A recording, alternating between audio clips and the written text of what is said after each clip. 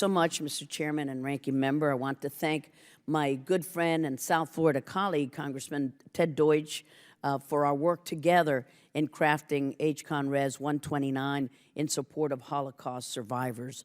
The United States is home to nearly 1/4 of all survivors, and approximately 15,000 live in South Florida.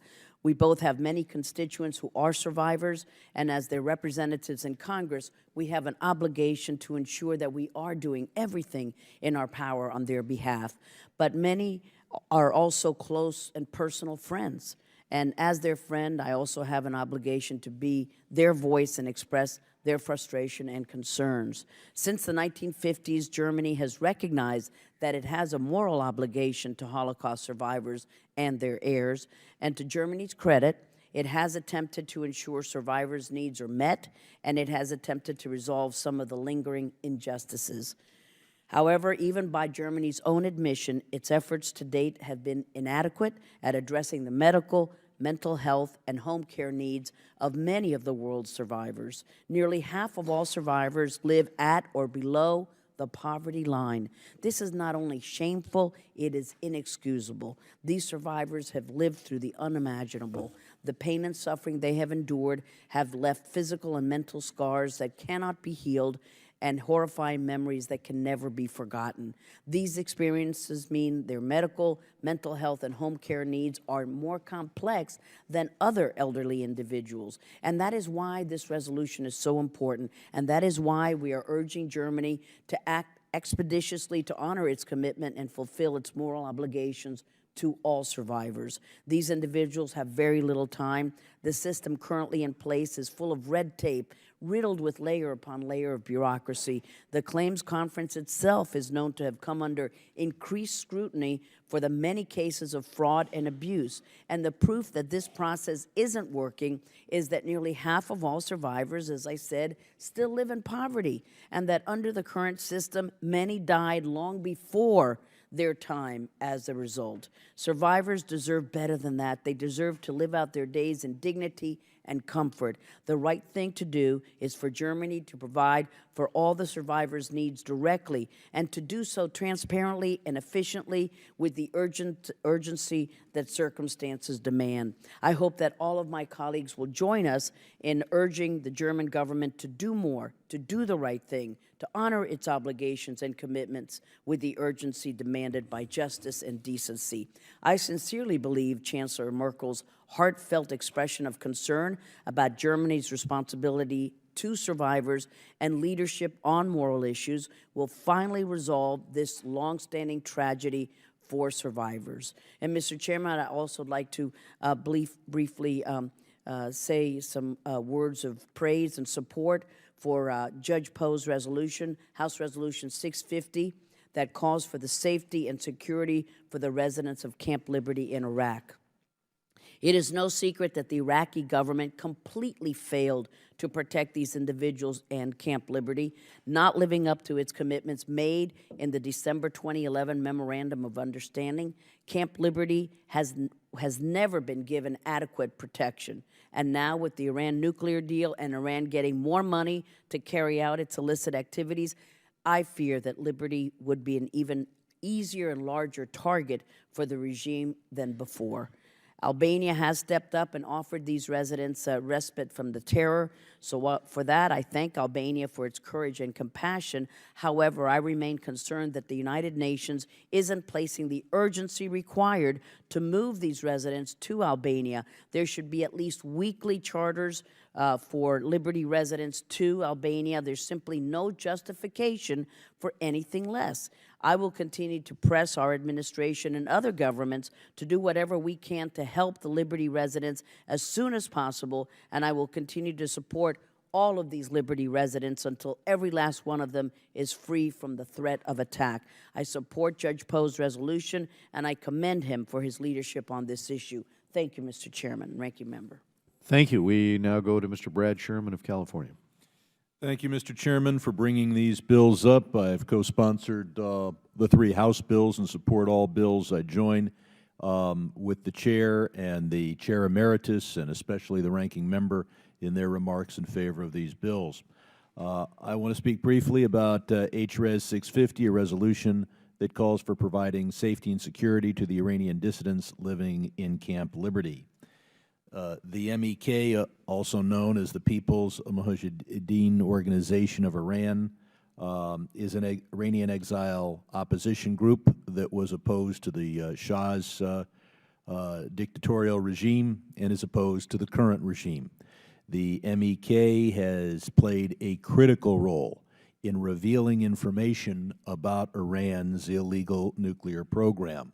There's a tendency to look at anything in the world through the lens of political controversies in the United States, but I think regardless of whether the Iran deal is the best way or not the best way to deal with Iran's nuclear program, we all owe a debt of gratitude to the MEK to bringing this information to the world and to causing the United States and the world to focus on the problem.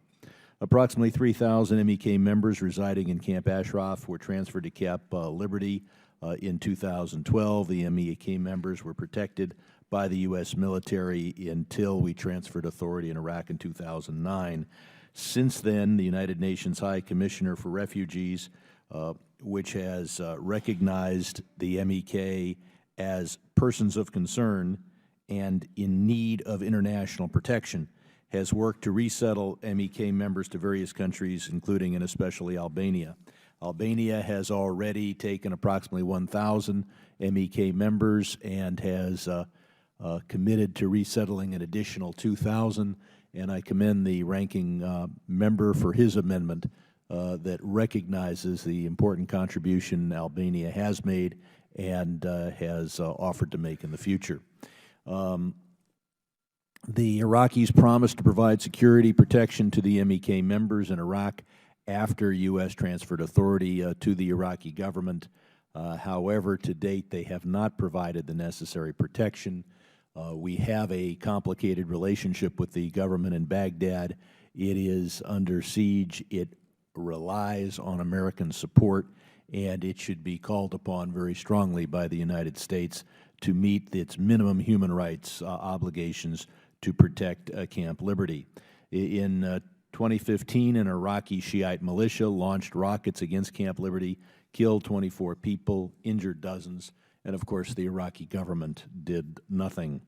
This resolution, and I commend the Judge Poe for bringing it forward, details the history of violence against Camp Liberty residents, including the most recent attack in 2015. The resolution also calls on the Iraqi government to improve security at Camp Liberty. In addition, HRES 650 calls on the U.S. government to do a better job of pushing Iraq to uphold its promises and urges the U.S. government to work with Albania and the UN High Commissioner for Refugees in the resettlement process. I strongly support this resolution and the other bills that are part of the en bloc, and I yield back. Thank you. We now go to Mr. Dana Rohrabacher of California. It has been a black mark on our country on many occasions, when we did not stick by the people who stuck by us.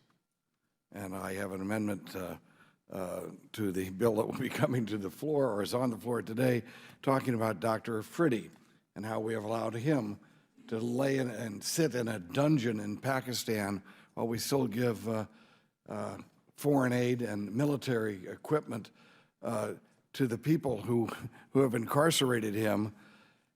And these people, of course, are putting in jail and persecuting a man who helped us bring to justice the murderer of 3,000 Americans on 9/11.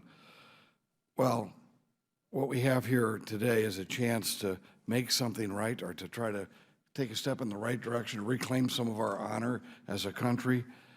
Those residents of Camp Liberty are part of an organization that have long opposed the mullah dictatorship in Iran. The reason they were in that camp and the reason that they had left Iran was because they opposed an enemy of the United States. The mullahs have made no beans about it. They believe the United States is the great Satan, and are willing to do things and have done things that have caused the loss of life of Americans and have put our people in jeopardy. Yet here again, we have let down the people who are putting their lives on the line for us, and we have just let them drift. I think it's time we reclaim our honor. It's time that we, and I support this resolution, Resolution 650. If this does not work, let's just commit ourselves to saying the people of Camp Liberty put themselves on the line for us. They risked their lives for us. They are now in great danger. One way or the other, we will move to save them. And if need be, we need to bring these people to the United States and let them be free from the threat of the mullahs who also threaten our own people. So this is a time for us to express solidarity with those brave souls who have expressed solidarity with the people of the United States in a desperate and a very dangerous situation. I yield back. Thank you, Mr. Rohrabacher. We now go to Mr. Ted Deutsch of Florida. Thank you. Thank you, Chairman Royce and Ranking Member Engel, for holding today's markup and for advancing these important legislative efforts. I'd like to speak about HCON Res 129, which calls upon Germany to fully fund the needs of aging Holocaust survivors. I'd like to start by thanking my friend, Chairman Emeritus Ross Leighton, for partnering with me in this effort and for her long-standing commitment to championing the needs of Holocaust survivors. I also want to acknowledge the efforts of so many of our constituents, Mr. Ross Leighton's and my own, who have on their own come to Washington over the years to talk about the difficulties that they and so many others face. In particular, Jack Rubin, a constituent and friend who has testified in this body before, deserves thanks for his tireless advocacy on behalf of survivors. One of the great privileges I have serving in Congress is representing a large number of Holocaust survivors. And earlier this month, I attended a Yom HaShoah, a Holocaust Remembrance Day ceremony in my district. I've been attending these ceremonies for more than a decade. And every year, there are more and more empty seats. A constituent of mine recently told me that it feels like every day he gets a call to attend another funeral of a survivor. In short, the survivor population is aging and their needs are increasing. Unfortunately, for the roughly 100,000 survivors living in the United States, tens of thousands of them live in poverty. They cannot afford and thus do not receive sufficient medical care, home care, and other vital life-sustaining services. Today we have a chance to ensure that this population, these